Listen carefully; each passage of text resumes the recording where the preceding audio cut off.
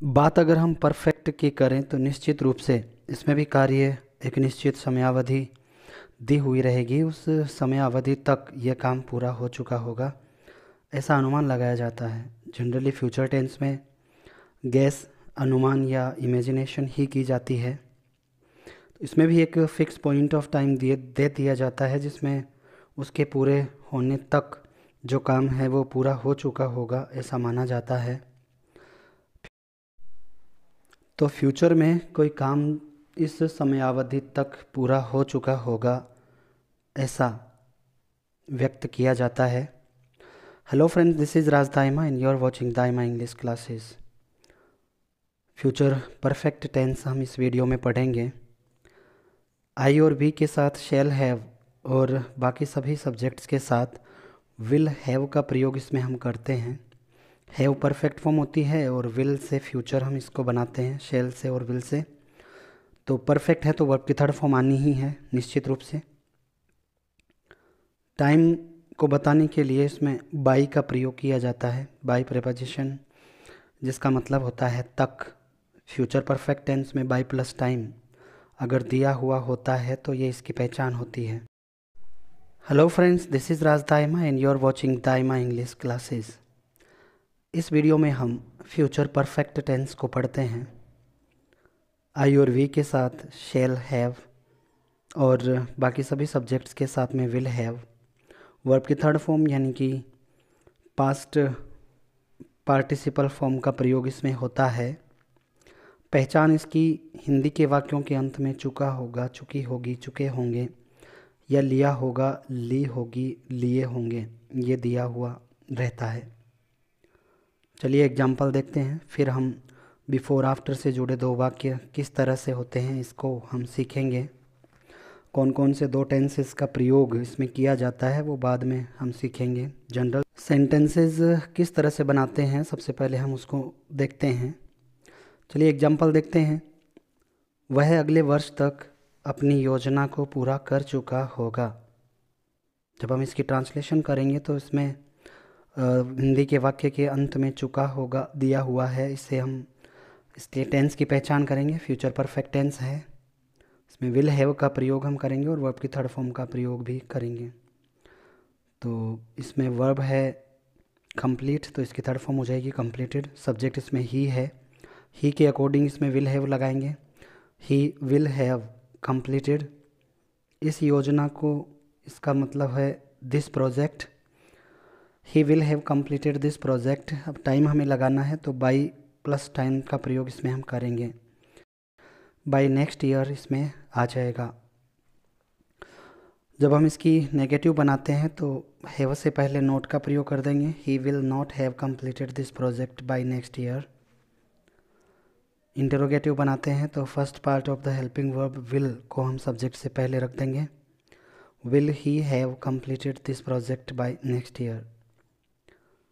अगर हम interrogative negative बनाते हैं तो विल तो पहले ही रहेगा, विल ही हैव से पहले नॉट लगा देंगे तो ये हो जाएगा विल ही नॉट हैव, बाकी वैसा ही completed this project by next year. एक और एग्जांपल देखते हैं। मैं अगले माह तक घर लौट चुका होऊंगा। आई दिया हुआ है तो आई के लिए हम शैल का प्रयोग करते हैं। इसमें शैल हैव का प्रयोग हम कर देंगे क्योंकि ये परफेक्ट है। तो इसका हो जाएगा I shall have returned home next month.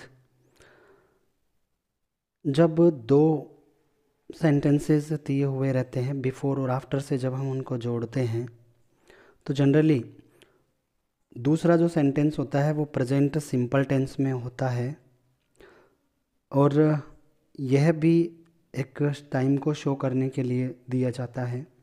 जब हमें एग्जैक्ट टाइम पता नहीं होता तो हम उस समय हुए किसी एक्शन को, किसी कार्य को उस टाइम की जगह पर बता देते हैं कि उस कार्य से पहले या उस कार्य के होने के बाद में यह काम पूरा हो चुका होगा। एक एग्जांपल देखते हैं।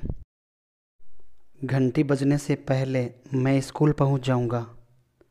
इसमें दो काम दिए हुए हैं, मैं स्कूल पहुंच जाऊंगा, लेकिन कब पहुंचूंगा? घंटी बजने से पहले। यहाँ एग्जैक्ट टाइम जो घंटी बजने का है वो नहीं दिया गया, जबकि यहाँ पर वो टाइम दिया जा सकता था।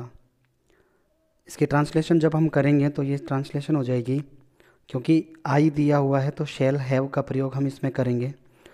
वर्ब की थर्ड फॉर्म हो जाएगी I shall have reached school before the bell rings. इसमें बिफोर के बाद जो सेंटेंस आया हुआ है इसमें हमने प्रेजेंट इंडेफिनिट टेंस का प्रयोग किया है। बिफोर आफ्टर से जब दो वाक्य जुड़ते हैं तो बिफोर से पहले वाले जो सेंटेंस होते हैं उनमें हम शैल हैव विल हैव यानी कि फ्यूचर परफेक्ट का प्रयोग करते हैं। वर्ब की थर्ड फॉर्म का प्रयोग लगाकर शैल हैव विल हैव का प्रयोग होता है, जबकि बिफोर के बाद वाले वाक्य में हम प्रेजेंट सिंपल यानी कि प्रेजेंट इंडेफिनिट टेंस वर्ब की फर्स्ट फॉर्म में एस या ई एस लगाकर या फिर केवल वर्ब की फर्स्ट फॉर्म का प्रयोग कर देते हैं। एक और एग्जाम्पल देखते हैं। टीचर के आने से पहले विद्यार्थी कक्षा से बाहर आ चुके होंगे। जब इसकी ट्रांसलेशन करेंगे तो इसमें हमें देखना होगा दो सेंटेंसेस दिए हुए हैं जो पहले से जुड़े हुए हैं यानी बिफोर से जुड़े हुए हैं। तो जब इसकी ट्रांसलेशन करेंगे तो ये इस तरह से हो जाएगा, the students will have left the class before the teacher comes. एक सेंटेंस में हम फ्यूचर परफेक्ट का प्रयोग करेंगे तो बिफोर के बाद वाले सेंटेंस में हम प्रेजेंट सिंपल का प्रयोग करेंगे। ऐसे कार्य जिनके बारे में हम ये समझते हों कि उसका ज्ञान किसी को पहले से ही होगा, तो ऐसे सेंटेंसेस जो होते हैं इनमें भी हम फ्यूचर परफेक्ट टेंस का प्रयोग करते हैं। चलिए एक एग्जांपल देखते हैं। आपने मदर टेरेसा के बारे में तो सुना ही होगा या आप मदर टेरेसा के बारे में सुन ही चुके होंगे। तो जब हम इस तरह के सेंटेंसेस बनाते हैं तो इनमें फ्यूचर परफेक्ट टेंस का प्रयोग करते हैं। You will have heard about mother Teresa. कुछ सेंटेंसेस आपकी प्रैक्टिस के लिए मैं यहाँ दे रहा हूँ, आप उनकी ट्रांसलेशन कीजिएगा। देखते हैं कितने लोग इसको सही कर पाते हैं।